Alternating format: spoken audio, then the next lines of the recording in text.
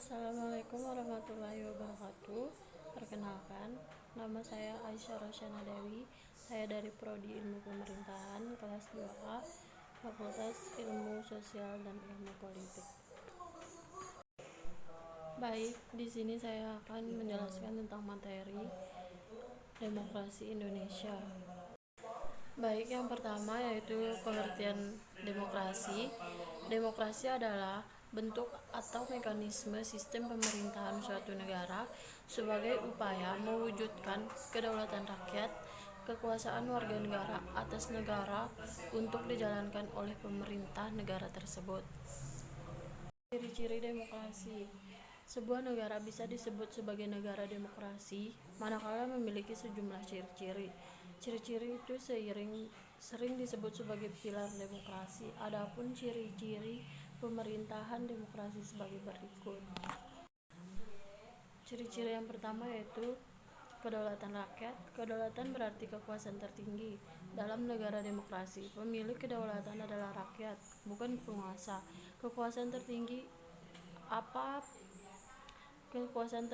ada pada rakyat. Kekuasaan yang dimiliki oleh penguasa berasal dari rakyat. Yang kedua, pemerintahan didasarkan pada persetujuan rakyat. Prinsip ini menghendaki adanya penguasaan rakyat terhadap pemerintahan. Dalam hal ini, penguasa negara tidak bisa dan tidak boleh menjalankan kehidupan negara berdasarkan kemauannya sendiri. Yang ketiga adalah pemerintahan mayoritas dan perlindungan hak-hak minoritas.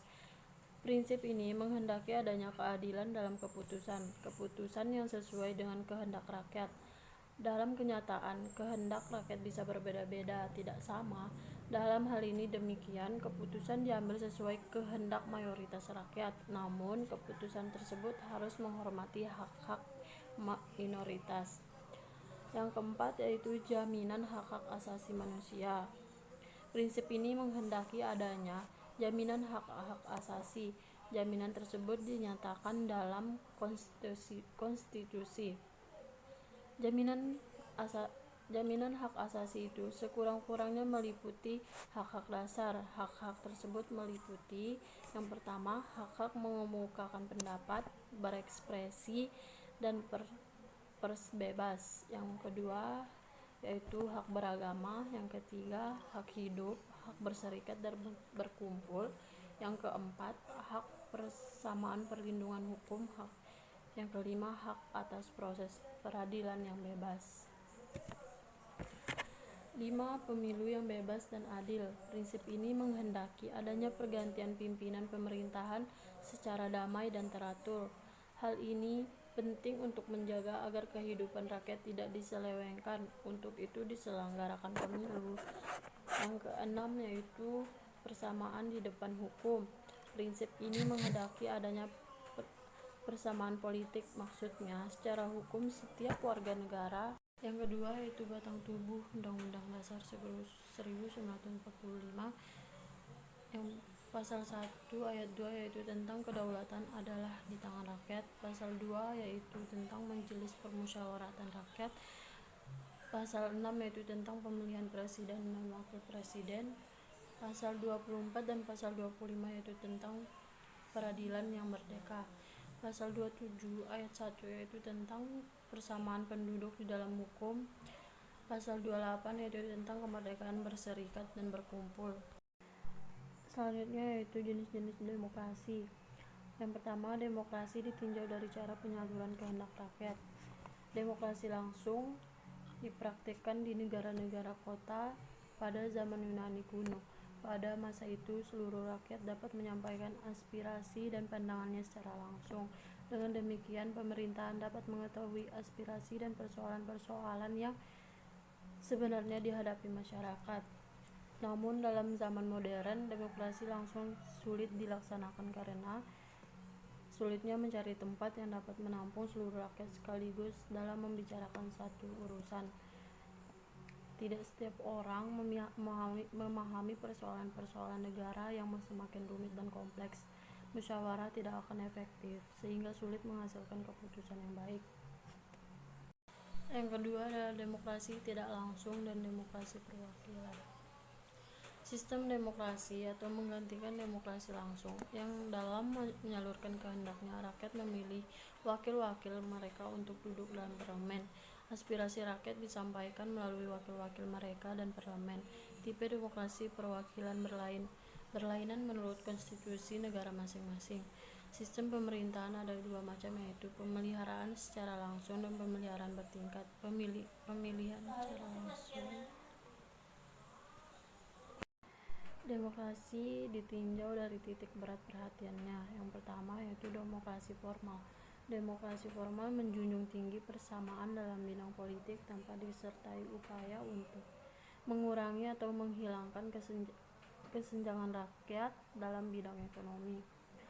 Dalam sistem demokrasi yang demikian, semua orang dianggap memiliki derajat dan hak yang sama.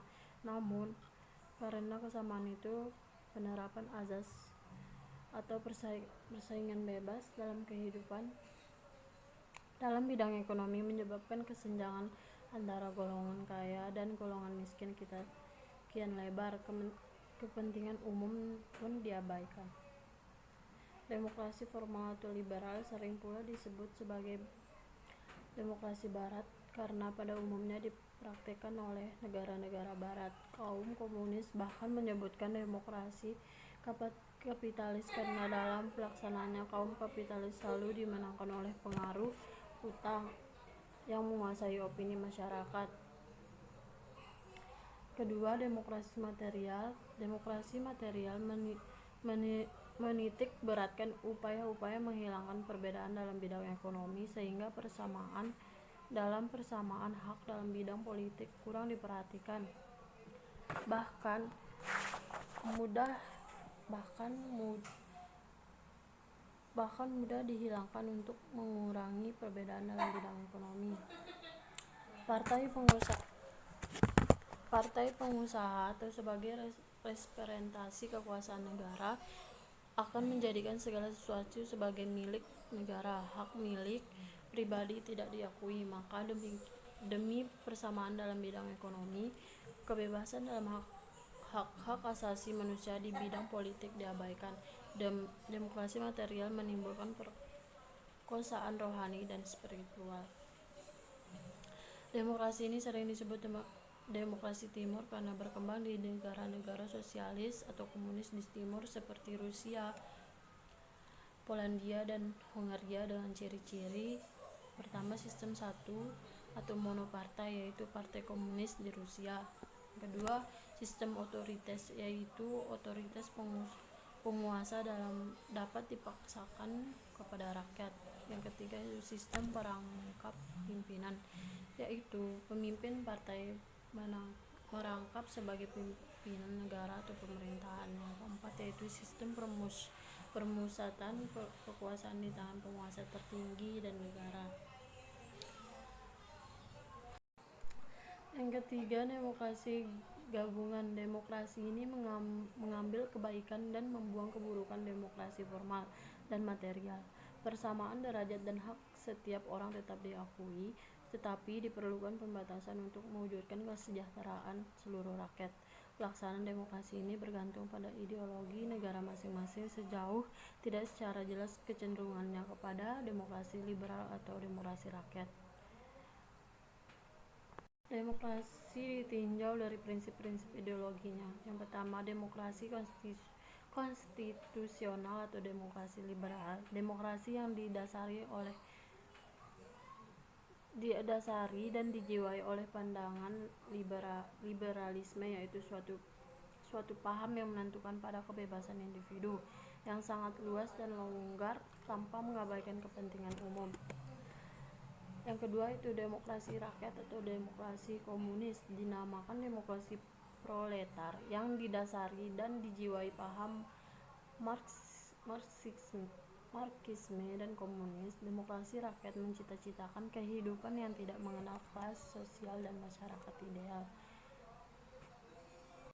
Mungkin hanya itu yang bisa saya sampaikan. Apabila ada kesalahan, saya mohon maaf sebesar-besarnya. Assalamualaikum warahmatullahi wabarakatuh.